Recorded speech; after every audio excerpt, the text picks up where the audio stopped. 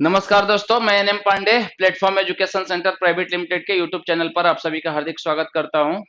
NTPC CBT 1 में पूछे गए सवालों की एक बेहतरीन कड़ी लेकर फिर से मैं उपस्थित हुआ हूं।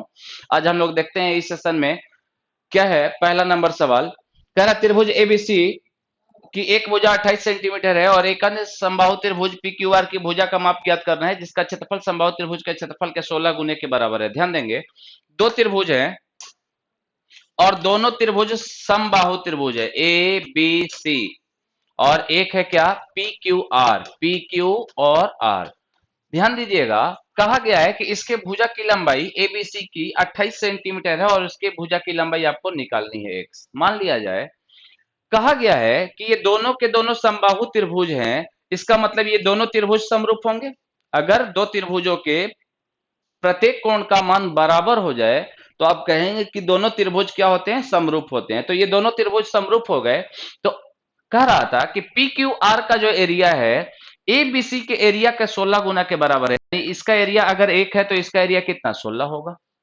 इसका एरिया अगर एक है तो इसका एरिया कितना, 16 होगा। तो आप कहेंगे कि दो समरूप त्रिभुजों के क्षेत्रफल का जो रेशियो होता है 1/16, ये उनके संगत भुजाओं के वर्ग के समानुपाती होता है। उनके संगत भुजाओं के वर्ग के समानुपाती, अर्थात इसकी संगत भुजा अगर 28 मानते हैं और इसके संगत भुजा की लंबाई x मानते हैं तो इसके वर्ग के समानुपाती होती है। अर्थात आप कहेंगे कि 1/4 बराबर होगा 28/x के, यानी x का वैल्यू हो जाएगा 28 गुना 4, 112 सेंटीमीटर। 112 सेंटीमीटर इस सवाल का सही उत्तर होगा। 112 सेंटीमीटर, अर्थात ऑप्शन नंबर क्या, B. Option number B is the correct answer. Option number B is the right answer. Next number सवाल की ओर हम लोग मूव करते हैं। नेक्स्ट नंबर क्वेश्चन कह रहा है 3 अंकों की बड़ी सी बड़ी संख्या और 4 अंकों की सबसे छोटी सी छोटी संख्या का योग ज्ञात करें जिनका महत्तम समापर्त 24 है। महत्तम समापर्त यदि 24 है, इसका मतलब ये हुआ कि दोनों संख्याएं 24 से डिविजिबल होने वाली चाहिए। तो बताइए 3 अंकों की सबसे बड़ी संख्या क्या होती है। 3 अंकों की सबसे बड़ी संख्या 999 और 4 अंकों की सबसे छोटी संख्या 1000 होती है। क्लियर है। अब कहा गया है कि ऐसी संख्या लिखनी है जिन दोनों का योग जो है, दोनों का एसीएफ जो है वह 24 होना चाहिए। इसका मतलब एक बार 24 से हम 999 में भाग देते हैं, 24 तिया 72, बचेगा कित 24 चौका 96, 24 चौका 96, बचेगा कितना 3 9, 24 इकाई 24, बचेगा 15। इसका मतलब ये हुआ मेरे दोस्त कि अगर 999 में से 15 को लेस करते हैं, 999 में से 15 को लेस करते हैं तो ये आ जाएगा 900 कितना, 84। और ये 984 24 से डिविजिबल होगा, अर्थात 3 अंकों की सबसे बड़ी संख्या 984 होगी जो 24 से डिविजिबल होगी। लेकिन अब कहा गया था 4 अंकों की सबसे छोटी संख्या। तो 4 अंकों की सबसे छोटी संख्या 1000 में यदि आप 24 से भाग देंगे तो देखिए, जब 999 से भाग दिया, 999 में भाग दिया गया था तो रिमाइंडर 15 आया था। अगर आप 1000 में भाग देंगे तो रिमाइंडर 16 आएगा। और आपको ये चीज पता है कि अगर 1000 से आप एक भी लेस करेंगे तो वो 999 हो जाएगी, जो कि 3 अंकों में संख्या पहुंच जाएगी। लेकिन हमसे पूछा गया है 4 अंकों की सबसे छोटी संख्या। दैट मीन्स अगर रिमाइंडर 16 आ रहा था, अगर रिमाइंडर 24 से अगर 1000 में भाग देने पर रिमाइंडर 16 आ रहा था, इसका मतलब ये हुआ कि ये 24 से कितना कम है, तो कहेंगे 8 कम है। अर्थात इस संख्या 1000 में अगर हम 8 जोड़ दें, 8 बढ़ा दें, तो जो भी नंबर आएगा वह 24 से डिविजिबल हो जाएगा। दैट मीन्स 1008 वैसी पहली 4 अंकों की संख्या होगी जो 24 से डिविजिबल हो गई, यानी इन दोनों का एचसीएफ 24 हो गया। इन दोनों का योगफल पूछ रहा था, इन दोनों का योगफल हो जाएगा 1900 कितना, 92। 1992 is the correct answer. Option number D, option number D is the correct answer.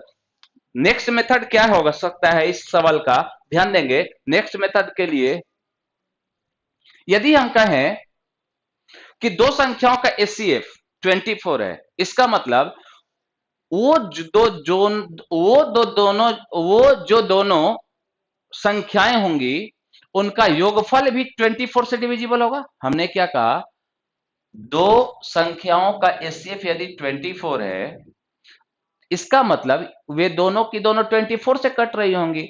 अगर वे दोनों की दोनों 24 से डिविजिबल होंगी तो उन दोनों का योगफल भी 24 से डिविजिबल होने वाला चाहिए।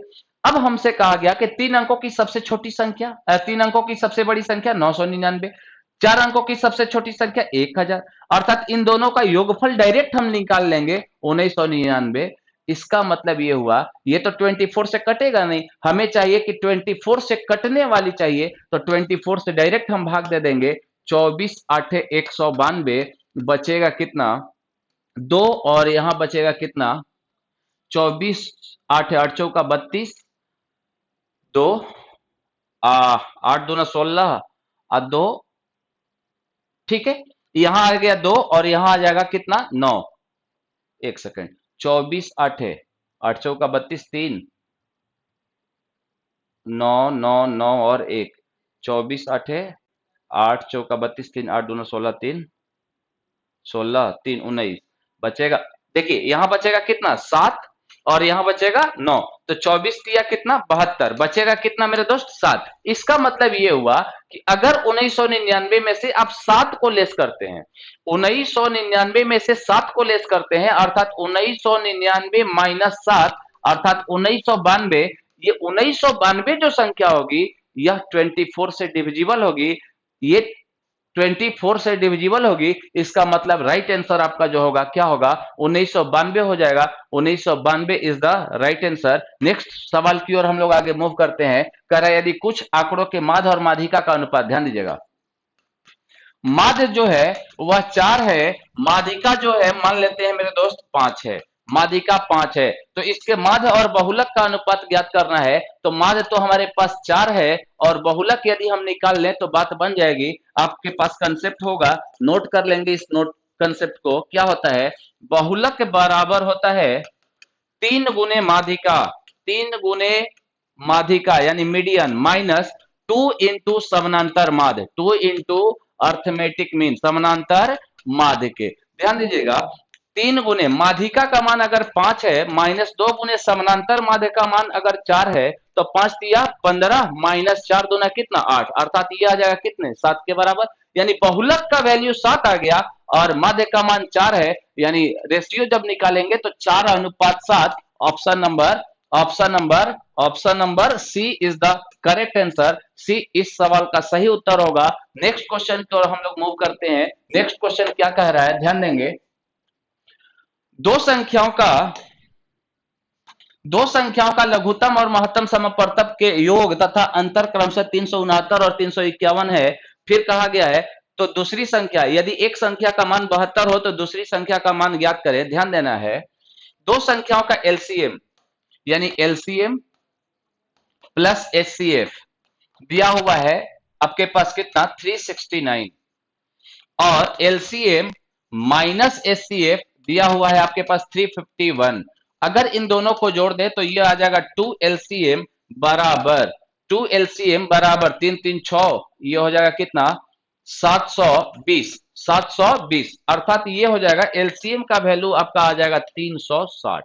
अगर एलसीएम का मान 360 आया तो एचसीएफ, देखिए एलसीएम 360 प्लस एचसीएफ बराबर 369, इसका मतलब एचसीएफ जो होगा, एचसीएफ जो होगा 9 होगा। एचसीएफ क्या हो जाएगा 9 हो जाएगा। ध्यान देंगे, आपके पास कंसेप्ट होता है कि दो संख्याओं के लिए first number into second number बराबर एलसीएम गुना HCF, first number into second number बराबर एलसीएम गुना एचसीएफ। तो फर्स्ट नंबर 72, सेकेंड नंबर नहीं पता है, निकालना है, बराबर एलसीएम 360 गुने एचसीएफ 9, 9 8 72 और 8 से बाबू ये 45 बार में, इसका मतलब सेकेंड नंबर विल बी 45। यही 45 इस सवाल का सही उत्तर होगा, यानी ऑप्शन नंबर क्या, option number A, option number A is the correct answer. Option number A इस सवाल का सही उत्तर होगा। नेक्स्ट क्वेश्चन की ओर हम लोग आगे मूव करते हैं। नेक्स्ट क्वेश्चन क्या कहता है, ध्यान देंगे, नेक्स्ट क्वेश्चन कह रहा है